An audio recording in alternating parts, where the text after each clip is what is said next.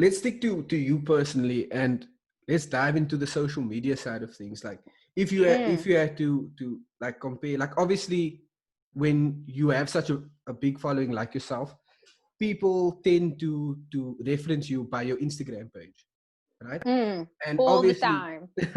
and obviously, based on the content you put out, people develop an idea of you. Yeah. Yeah. Before I get into the actual question, like, do you think that in most cases when people meet you for the first time in a personal capacity, do you think that the idea of you based on Instagram is far from who you really are?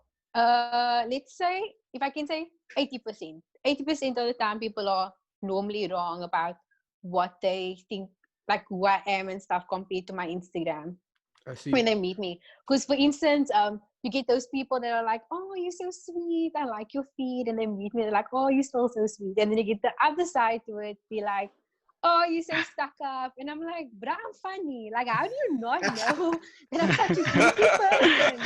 But I mean, I can't blame them. I also believe that you put out there what you want people to see. Yeah. So True.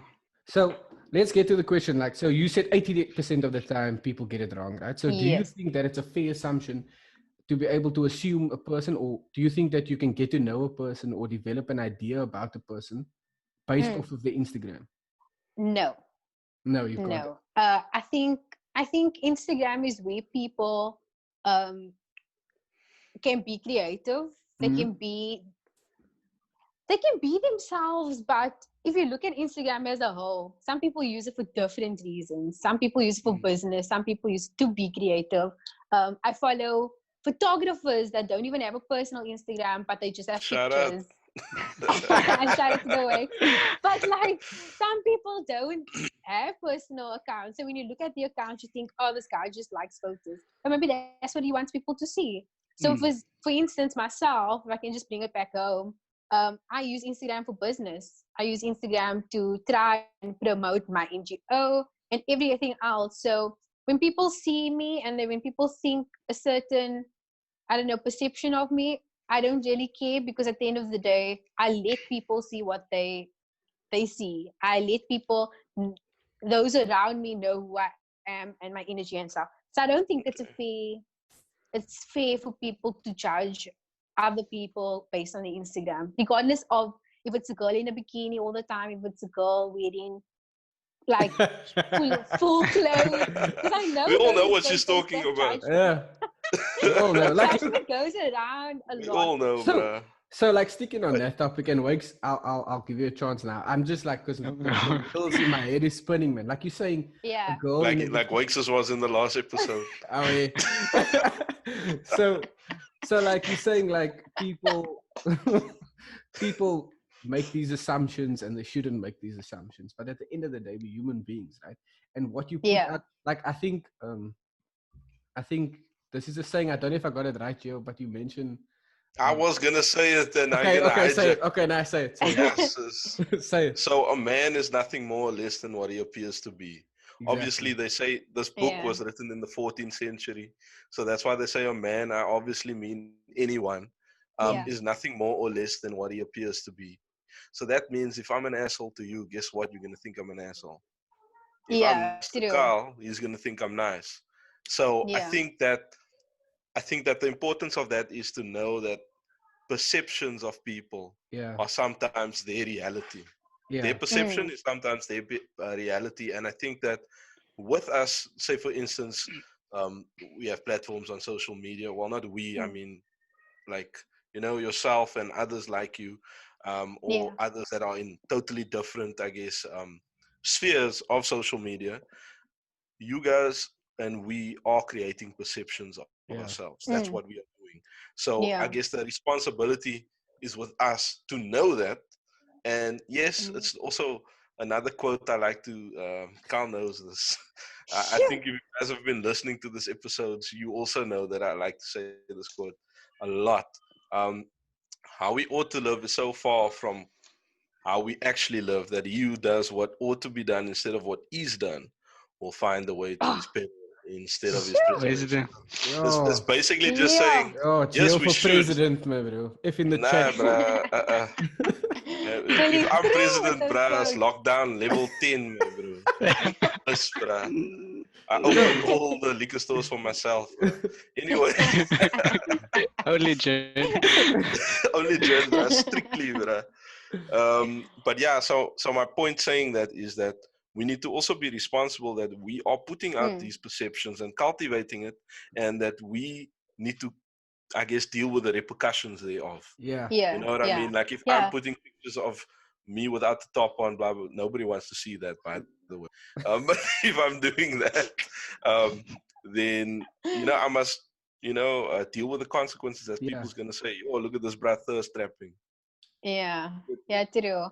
Because I think it's so true what you are saying, eh? Because even I watch what I post. I won't post something that's not in my character.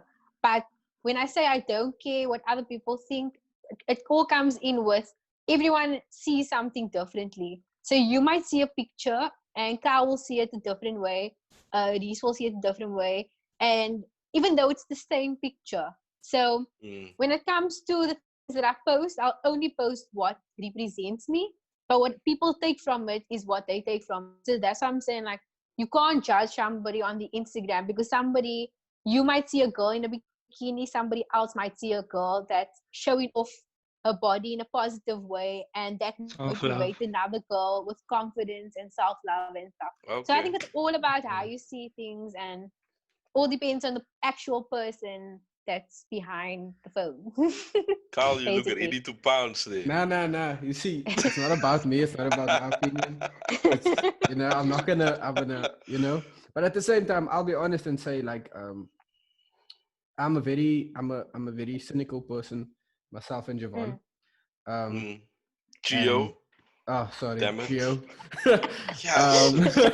Myself and Gio, I'm a very cynical person, and I'm sort of I've realized over the past few months that I'm sort of an existentialist, which means that I feel like people put what people say they believe and what people do. If it's two different things, I'm more likely to believe that how you act is basically what you believe. Do you understand?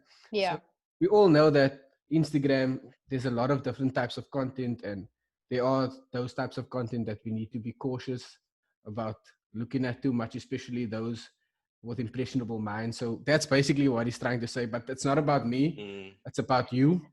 So Wakes, have anything to add on the topic? Just like a brief backstory. Chelsea was actually like my first ever collaboration. I was actually looking at that the other day, and I remember I met her at a party, I think in 2018 or something like that. She came with her best friend Kelly Lee, who's actually friends with both of us. And that time I wasn't doing anything based on around Instagram. I was just starting out in photography. And that time I still used to look at influencers as something big. And I remember it's not that I didn't want to approach you or anything like that, but I was sort of skeptical about approaching an influencer. And then I remember asking her best friend to message her to set up a shoot. And then when I was actually the intermediary, you say. Hey, Wakes is slick with it, man, bro. Oh. Slick with it, bro. Actually working with from her. Augusta, bro.